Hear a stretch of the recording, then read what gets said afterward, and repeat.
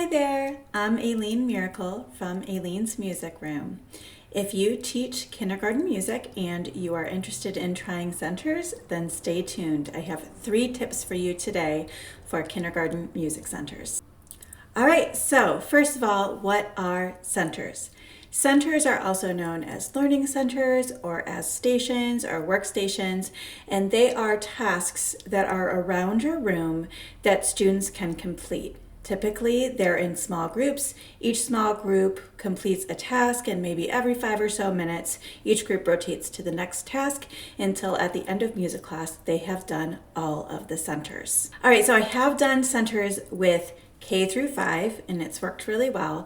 Kindergarten, I feel like you have to do things a little bit differently to really get it to work as best as it can. So, like I said, I'm going to share 3 tips for you for kindergarten music centers.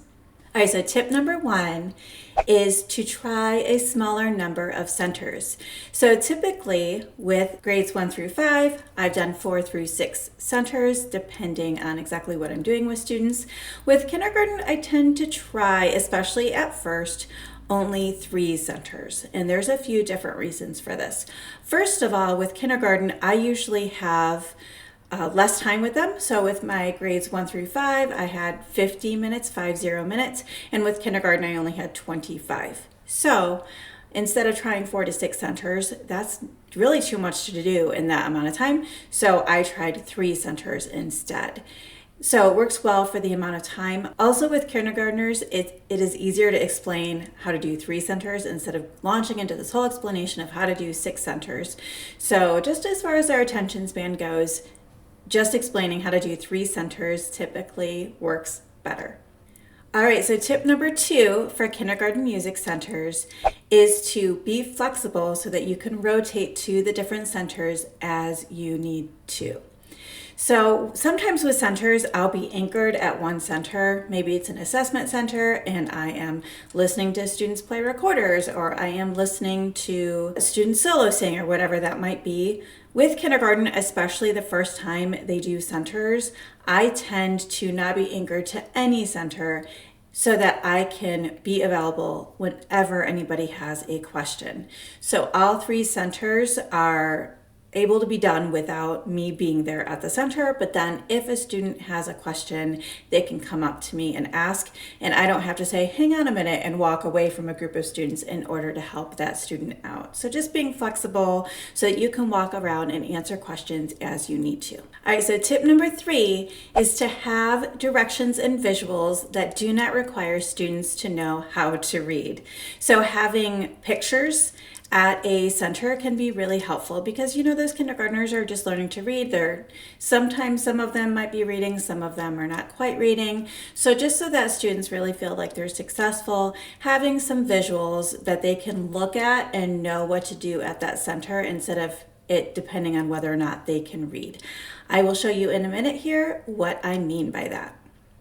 So this visual right here is from my Kindergarten Centers bundle. This could be used to have students practice steady beat or rhythm, depending on what you're working on, and they could play the steady beat on the hand drum while they sing Grizzly Bear. I'll show you a few other examples.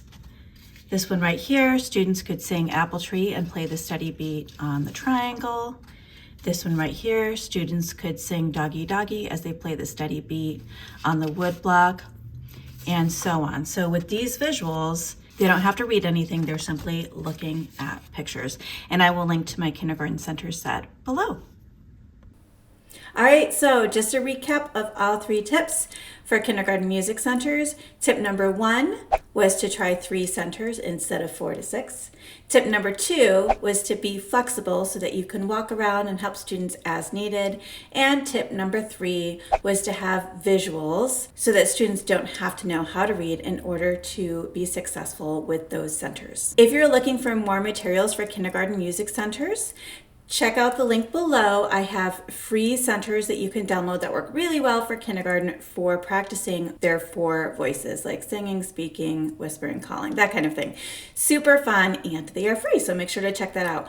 Also, I will link below to my Kindergarten Music Center bundle in my TPT store if you want ready-made materials that are ready to go, and you can print out and use immediately to practice concepts like loud and quiet and fast and slow and steady beat, all that good stuff, then check out that link below. I will also link to my blog, which is called Aileen's Music Room. It was formerly called Mrs. Miracle's Music Room.